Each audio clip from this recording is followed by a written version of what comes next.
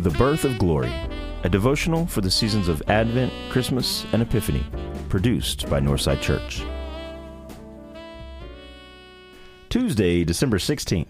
Our scripture passage today comes from Psalm 30, verses 11 and 12. You turned my wailing into dancing. You removed my sackcloth and clothed me with joy, that my heart may sing your praises and not be silent. Lord my God, I will praise you forever.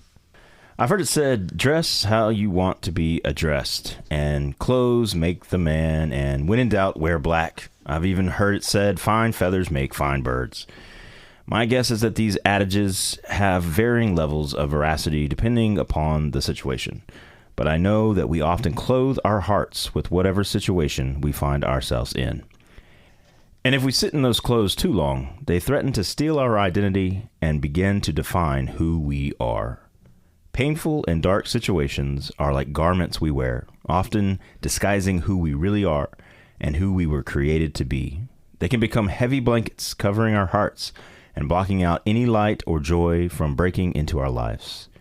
The weight of suffering and pain, anger and frustration, shame and guilt can be oppressive and too much to bear.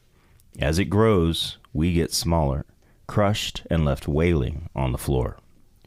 Who can dance joyfully with such a heavy weight wrapped around the neck? God's glory has weight too, however. In fact, the word glory literally means weight, and when God's glory breaks into our lives, it comes with the full weight of God's presence. But this is a different kind of weight. It's a weight that breaks the band of heaviness, a weight that lifts the heart and illuminates the darkness.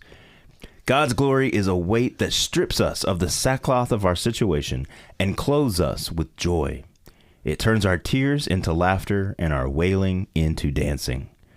This is the same glory of God who was born in the flesh, Emmanuel, who not only gives us the feet to dance with joy, but who is dancing with us all along the way. How is your situation this season weighing you down? How have you let it define you in ways that are keeping you from the light of joy?